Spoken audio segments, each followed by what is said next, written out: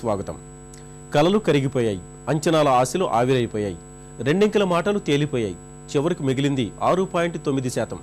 ఇది మన వృద్ధి రేటు కథ. ప్రపంచ పరిణామాలకు చిగురుటాకులో వణుకుతూ దేశీయ ఒడిదుడుకులతో పడుతూ లేస్తూ సాగుతున్న భారత ఆర్థిక వ్యవస్థ వాస్తవ చిత్రం. యువరక్తంతో ఉరకలు వేస్తున్న దేశం అవకాశాలే ఆలంబనగా అందలం అందుకోవాలని, రెండింకల వృద్ధి రేటు సాధించాలన్న పలుకులన్నీ ప్రకటనలకే పరిమితమైన వేళ దేశ ఆర్థిక చిత్రం దుస్థితిని కళ్లకు కట్టింది ఆర్థిక సర్వే 2011-2012.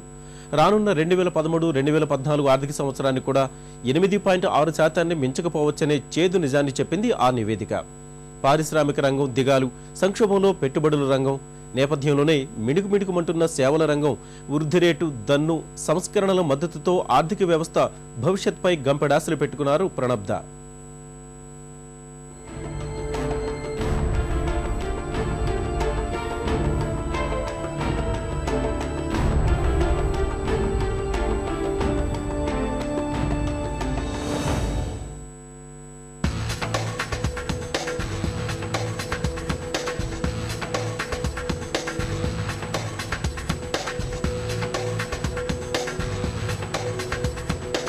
మాంద్యం ఛాయలు ముందే గుర్తించిన మేలుకోని వైఫల్యానికి దేశీయ ఆర్థిక వ్యవస్థ భారీ మూల్యాన్ని చెల్లించుకుంది. అన్నింటికీ అన్ని రంగాలు అష్టకష్టాల్లో పడిన పరిస్థితుల్లో వృద్ధి సూచీలు కుచించుకుపోయాయి.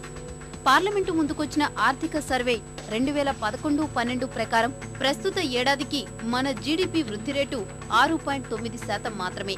ప్రస్తుత ఆర్థిక సంవత్సరం చేదు అనుభవాల నేపథ్యంలో వచ్చే ఏడాది ముఖ్యంగా ద్రవ్య పరపతి విధానాల్లో ఆచితూచి వ్యవహరించనున్నట్లు సంకేతాలిచ్చింది కేంద్రం.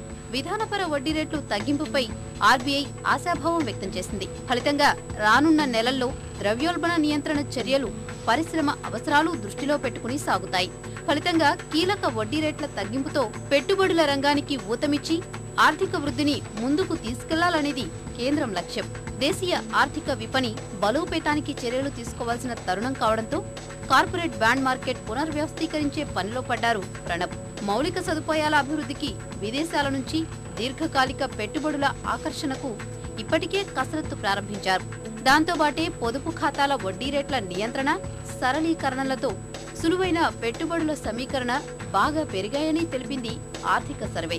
ఆర్థిక వ్యవస్థలో పెట్టుబడుల రాక క్షీణించి పారిశ్రామిక వర్గాలు ఇప్పటికే ముప్పు తిప్పలు పడుతున్నాయి.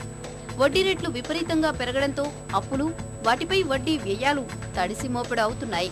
అధిక వడ్డీ రుణాలు, ఇతర వ్యయాల పెరుగుదలతో లాభాలు కుదేలయ్యాయి. వీటన్నింటికీ మించి ప్రపంచవ్యాప్తంగా ఎక్కడ ఏ చిన్న పరిణామం సంభవించినా మన ఆర్థిక వ్యవస్థ తీవ్ర ఒడిదొడుకులకు లోనవుతోంది. దేశీయంగా కఠినతర ద్రవ్య విధానాలు, అధిక ద్రవ్యోల్బణం, తగ్గిన పెట్టుబడుల ప్రవాహం, పారిశ్రామిక ఉత్పత్తి క్షీణత వృద్ధి రేటును ఊహించని విధంగా కిందకు లాగేశాయి. ఇక ద్రవ్యోల్బణం, ఆర్థిక రంగంలో కీలక పాత్ర పోషించే ద్రవ్యోల్బణం ఈసారి ఆందోళనకర స్థాయిలోనే కొనసాగుతోంది. అయితే ప్రస్తుతానికి భయపెడుతున్న ధరల సూచి ఈ ఏడాది చివరికి కిందికి దిగొచ్చే సంకేతాలున్నాయంటోంది ఆర్థిక సర్వే. 2010 ఫిబ్రవరిలో 20.2% చేరిన టోకు ఆహార ద్రవ్యోల్బణం ఇప్పుడు 1.6%గా నమోదవడమే సానుకూల సంకేతంగా తెలిపింది. ఈ ప్రతికూలతల మధ్య వ్యవసాయం, సేవల రంగాల్లో స్థిరమైన వృద్ధి రేటే ఆర్థిక వ్యవస్థ కుప్పకూలకుండా శ్రీరామ రక్షగా నిలిచింది. ఈ ఆర్థిక సంవత్సరం చివరికి 4 నుండి 5% నమోదయ్యే అవకాశం ఉన్న పారిశ్రామికోత్పత్తి ఆర్థిక వ్యవస్థ తిరోగమనానికి తోడ్పడుతుందనేది సర్వే చెప్పిన సారాంశం. ఆర్థిక సర్వే 2011-12 చెప్పిన మరో కీలకాంశం స్థిరత్వం కోసం ప్రపంచ ఆర్థిక వ్యవస్థ పోరాటం. రానున్న రోజుల్లో వృద్ధి అంచనాలు అందుకోవాలంటే అది సాధ్యమయ్యేలా చేయాల్సిన అవసరం ఎంతైనా ఉంది. దానికోసం రుణ సంక్షోభాలు, నియంత్రణలు, వృద్ధి, ఉద్యోగాల కల్పన, ఇంధన భద్రతకు సమర్థ చర్యలు చేపట్టాల్సిన సమయం ఆసన్నమైందని సర్వే తెలిపింది. దీనిలో భాగంగానే ప్రపంచ ఆర్థిక వ్యవస్థతో సమీకృతమవుతున్న భారత ఆర్థిక వ్యవస్థ ఆ దిశగా మరిన్ని చర్యలు తీసుకోనుంది. 1990-2010 మధ్య మన విదేశీ వాణిజ్యంలో సేవలు, వస్తురంగాలు 3 వృద్ధి సాధించాయి. అలా క్రమేణా పెరిగిన విదేశీ మారక ద్రవ్య నిల్వలు ఇప్పుడు దాదాపు మన విదేశీ అప్పులతో సరిసమాన మొత్తానికి చేరుకున్నాయి. ఇంత కీలకమైన ఎగుమతుల రంగానికి సంబంధించి మరో కీలక సూచన చేసింది ఆర్థిక సర్వే. ఎగుమతుల విస్తరణ, కొత్త మార్కెట్ల అన్వేషణ జరగాలని మార్గనిర్దేశనం చేసింది. తద్వారా అమెరికా, యూరోపియన్ యూనియన్లపై ఆధారపడకుండా స్వీయ రక్షణ ఏర్పాటుకు అవకాశం చిక్కుతుంది. మరోవైపు ఆహార ధాన్యాల మొత్తం ఉత్పత్తి 250.42 మిలియన్ టన్నులు దాటే అవకాశం, వరి ఉత్పత్తి పెరుగుదల కాస్త ఊపిరి పీల్చుకునే పరిణామం. ఏటికేటా పెరుగుతున్న రాయితీలు ఈసారి 1,00,000 కోట్లపైనే నిలిచాయి. ఈ ఆర్థికేడాదికి కేంద్రం సబ్సిడీల భారం మొత్తం 1,34,211 కోట్ల రూపాయలకు చేరింది. అది 2010-11లో 1,31,212 కోట్ల రూపాయలు. 2011లో ముడి చమురు ధరలు బ్యారెల్ ధర $80 నుంచి $111కు చేరడం రాయితీల మోత పెరగక తప్పింది కాదు.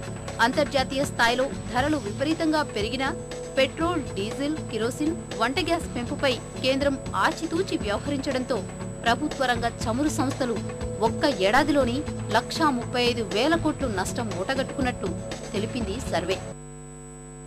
చమురు ఉత్పత్తుల్లో కీలకమైన డీజిల్ పై మాత్రం భారీగా బాదుడికే కేంద్రం రంగం సిద్ధం చేసినట్లు కనిపిస్తోంది. ధరల పెంపు, పన్నుల మోతకు కసరత్తు పూర్తి చేసేశారు. రాయితీలు పక్కదారి పడుతున్న తీరు పర్యావరణానికి పొగ, డీల్ సబ్సిడీల్లో కోతలు పెట్టడానికి కారణాలుగా చూపుతోంది ఆర్థిక సర్వే. దీనికోసం సర్వే నివేదికలో సుస్థిర అభివృద్ధి, పర్యావరణ మార్పులు అంటూ ప్రత్యేక అధ్యాయాన్నే కేటాయించారు ప్రణబ్ దా. దీనికోసం సింగపూర్ తరహాలోని డీజిల్ వినియోగం వాహనాలపై భారీగా పన్నులు వేయడాన్ని ఒక మార్గంగా సూచించింది సర్వే. వివాదాస్పదమైన చిల్లర వర్తకంలోకి విదేశీ పెట్టుబడుల విషయంలో కేంద్రం ఇంకా సానుకూల దృక్పథంతోనే ఉన్నట్లు ఆర్థిక సర్వే చెప్పకనే చెప్పింది. రిటైల్లోకి ఎఫ్డీలు వస్తే ఆహార ద్రవ్యోల్బణం కట్టడికి సరైన మార్గం చిక్కుతుందన్నది వారి ఆశాభావం. విపక్షం, స్వపక్షం నుంచి తీవ్ర వ్యతిరేకత వ్యక్తమైన ఆ నిర్ణయాన్ని త్వరలో మెట్రో నగరాల్లో దశల వారీగా అమలు చేసేందుకు సిద్ధమవుతోంది కేంద్రం. ఇక ఔషధ రంగంపై మాత్రం ఆర్థిక సర్వే కాస్తంత ఆందోళన వ్యక్తం చేసింది. పరిశోధన, అభివృద్ధిలో దూసుకుపోతున్నా వాటిని పేటెంట్లుగా మలుచుకోవడంలో భారతీయ కంపెనీలు వెనుకబడి ఉన్నాయని ఆక్షేపించింది. సర్వే చెప్పిన మరో మాట, 2011-12 ఆర్థిక సంవత్సరం తొలి 9 నెలలు టెలికాం, నిర్మాణం, ఔషధాలు, లోహ, విద్యుత్ రంగాలే అత్యధిక ఎఫ్డీఐలను అందుకున్నాయి. ప్రస్తుత ఆర్థిక సంవత్సరానికి ఉక్కు పరిశ్రమకు మాత్రం ఎదురుదెబ్బలు తగిలాయి. తొలి 3 త్రైమాసికాలకు దేశీయంగా ఉక్కు వినియోగం ఊహించని విధంగా క్షీణించింది. మొత్తంగా పరిశ్రమ పనితీరు ఆశావహంగానే ఉన్నా వినియోగం తగ్గుదల ఆ రంగానికి ప్రధాన సవాల్గా నిలిచింది. ద్రవ్యోల్బణం కట్టడికి రిజర్వ్ బ్యాంక్ ఆఫ్ ఇండియా తీసుకున్న చర్యలు ఫలితంగా స్వల్పకాలిక రుణాలకు కొరత ఏర్పడి ఉక్కు పరిశ్రమ డీలా పడినట్లు సర్వే వివరణ. దేశ ఉద్యోగ విపణి పరంగా మాత్రం తీవ్ర ఒడిదుడుకుల్లోనూ దాని ప్రస్థానం కాస్త నిలకడగానే సాగింది. ముఖ్యంగా ఐటీ, బీపీఓ రంగాల్లో 2011లో మొత్తం 9 లక్షల